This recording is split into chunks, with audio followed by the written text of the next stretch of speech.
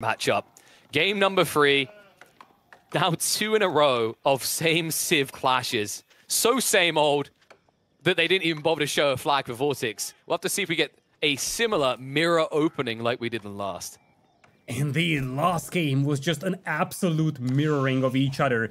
Even up to minute 15, the two players are following the exact same timings, the exact same builds.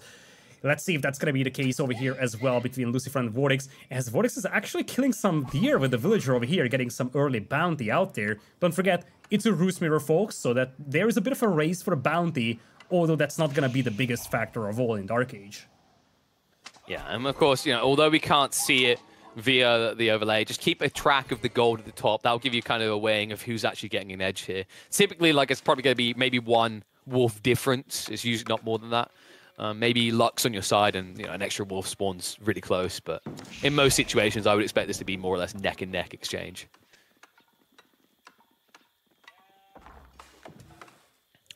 So, just looking at the spawns as well, because one thing I'm going to be very kind of cognitive of is Kremlin plays and whether someone has exposed resources.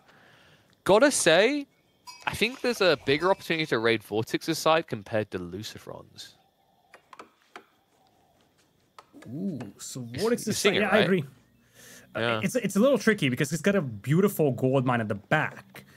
And don't forget, now with the Kremlin being buffed, you could actually justify going for a Kremlin close to that gold mine. That would also buff your lumberjacks, and you have a very compressed and very well defendable eco.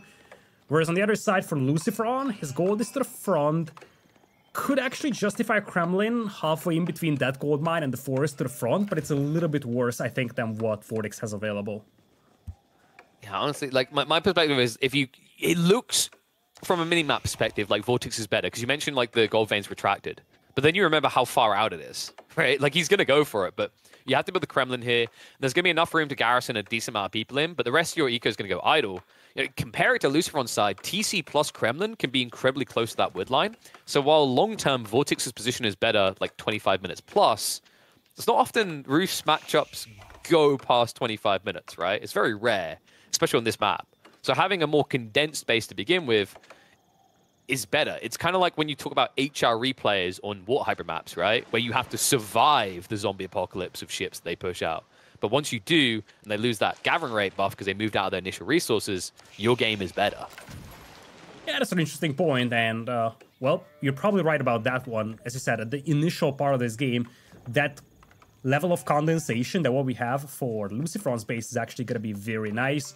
Whereas in the long run, VortiX, especially with the ability to wall to the side and secure all those gold mines to the east of his base, is going to be really valuable in the long run. Should we go to a long game, though? Because so far, the first 2 games have been rather swift.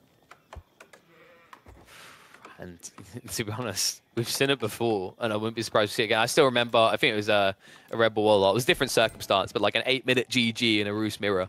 You know, it's the type of matchup where that happens because of the conversion timing on your ships, right? Like, you can essentially just lose the game by being off by a few seconds, which is why the big thing I'm keeping my eyeballs on is the timing on these tech ups. I think just a few seconds could make or break. I 100% agree. I think it could be a timing difference. And right now, if you look at the eco balance, slightly more villagers on foot here for LucifroN. So timings could be slightly better for him. Although I think the discrepancy is going to be very minor between the two. And look at that. LucifroN is just parking that scout right next to the opponent's base. He wants to see where the Kremlin goes up. Actually, he's blocking the spot. Exactly. It's so much more than that. It's not just I want to see what you're doing. It's that I know what you want to do with it. He wants to keep him off the gold. Oh my god, this is brilliant. Now, here is a crazy thought for you. If he killed a sheep at the spot, he would actually block that spot forever because you can't remove the carcass. Well, there's something better you can do, right? Because the sheep stay loyal within a radius, and I haven't seen many players actually do this. If you're going to park your scout like that, you could have spread your sheep to the left and right. You could have actually covered every area around the gold vein, kept the scout hugging the gold vein, and the sheep would have been close enough that the scout should keep loyalty, if you will. Yeah, I guess he didn't want to risk that. At the end of the day, VortiX finds a spot, but that's probably not the best spot ever if you take a look. It's going to secure the right flank, but I don't think it actually has a radius or an effect on the lumber camp initially. I think it's a little too far away. Let's take a look. No, it'll be good enough because they buffed it from 6 to 8 tower range. It used to be 6, and then they made it 8. Like, actually, they juiced it up to a stupid degree. Like, I think it's wide enough now to reach the TC, the northern edge of the TC. Yeah, timings will be very close, and no one is pulling a single fishing ship here for aggression. They know that the timings will be so identical that even if you do that, your opponent will have a defensive ship ready to fight you. So, for the time being, both of them will remain passive on the water. Look at the size of that. This is also it's insanely large now. It feels like you'd actually have to be going out your way to not touch a tree line. But your whole point around no one pushing a fishing boat, pulling a fishing boat, is because it is a mirror matchup. Like any other matchup, you do it right. But if you've done it here and your timing's slightly off, and your opponent has a quicker tech up than you do, he'll have a defensive transition. But in the meantime, he would have been gathering fish while you weren't. Exactly. Now, it looks like VortiX will eventually pull the fishing ships, but this is what you were referring to. The moment you pull the fishing ships, you won't be gathering food with them. And you see they're also being converted. They're very slow doing so. And there is already a combat ship out there. Could actually catch one of the fishing ships before it converts. LucifroN, he's also going to have one of the ballista ships ready to fight this one. It's 2v1 right now, but we could see a quick conversion here by LucifroN to hold this off. Oh, wow, Lucy actually went for an early archer ship here, so this puts him behind. I was going to say, technically, usually when you're the defensive player, it's better. Because you can just react, right? You can keep fishing, be more kind of eco-efficient. The problem is the blind element of this. Like, you don't 100% know what ship your opponent is going to convert into. So LucifroN, anticipating an early demo play, guarded against it. He got paranoid, and it gave VortiX an edge. Yeah, the last time these two have played this map, it was in the winners bracket finals of this tournament, just yesterday.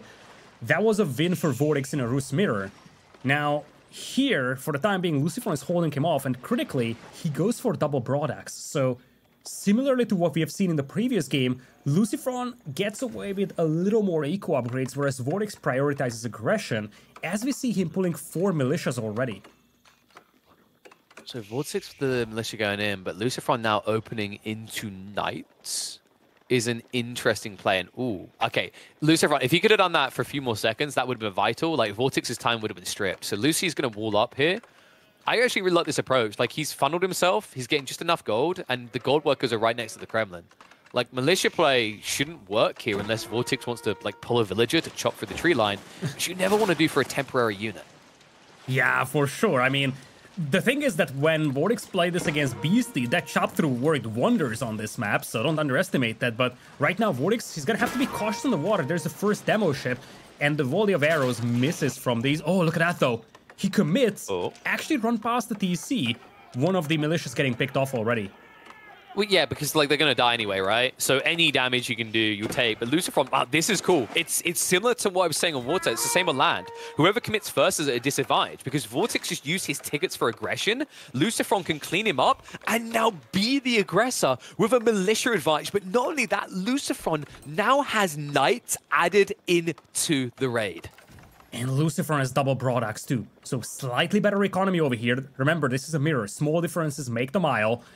And now they have one Lancer that could also poke around the Lumberjacks. Don't forget, the Kremlin is pretty far away from the wood line, so might actually be difficult to garrison those Lumberjacks immediately as this knight arrives. And this is something that LucifroN knows fully well. This is a wide open wood line to raid.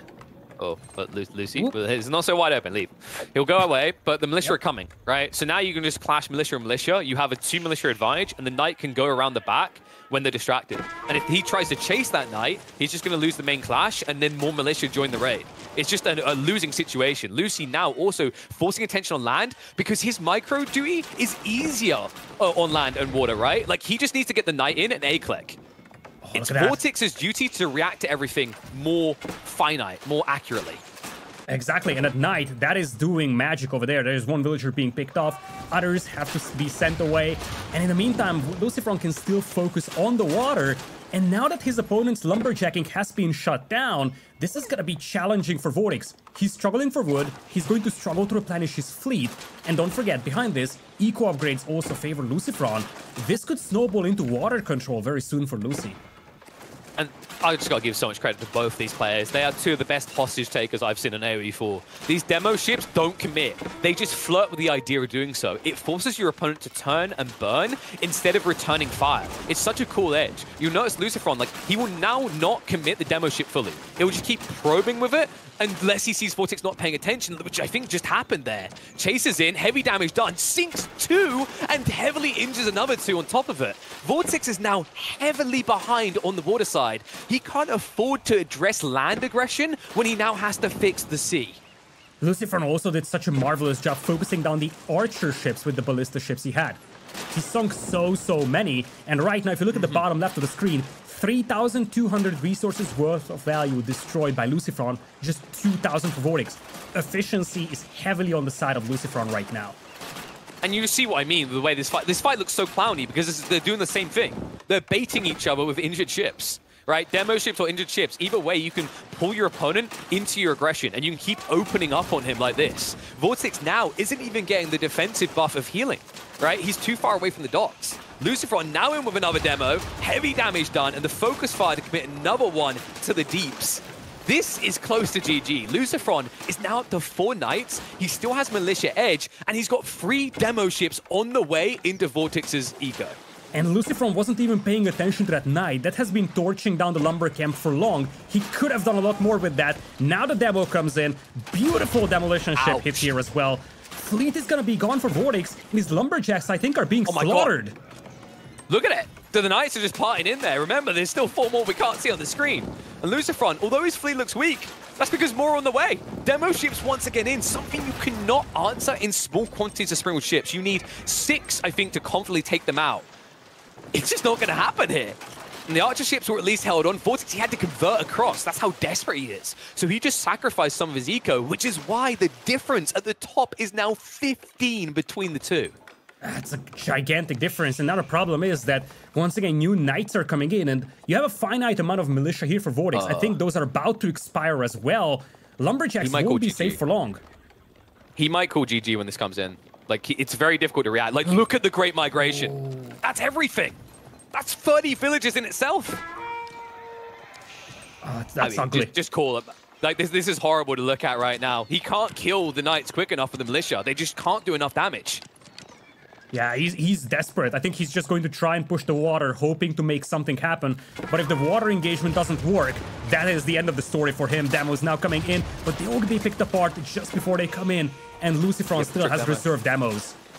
VortiX, he's targeting onto the demos with the archer ships, trying to bait him in, but the demo ship exchange, he needs to take out all of them with one. Instead, look at the micro from LucifroN to minimize casualties, and now he's no longer forced to wait. The demos can go in again. VortiX is going to probably lose the entire fleet, and behind this, he hasn't got much to save him with. Demos trading out. That's the fleet again. Like, VortiX has lost everything. He has 3 demo ships, 3 sprinkles. That's not enough. GG gets called. We might be in for a very quick day. I hope you did not cancel your reservations at the restaurant, because you might need to chow down on lunch. It looks like LucifroN's getting a bit hungry for it too. 3-0 and match point already unlocked. Devastating defeat here for VortiX. This was one of the matchups that he could win against his brother in the set that they have played prior. This didn't work either, and so far, both of the mirrors that they have played were won by LucifroN. He's out here hungry for blood, and let's not forget, this is the same VortiX that has played with insane confidence against Beastie. He has played textbook gameplay in the lower bracket finals, and now he's just being pulled apart by LucifroN, coming in crazy strong. You know, this is the thing. There's an argument like, oh, mirror matchups, they're boring. Oh, what? Like, honestly, yeah, you could say they're playing the same. You can say that the deviation points are smaller, but don't tell me that the outcomes are smaller, right? Those small differences have been exploited to great degrees.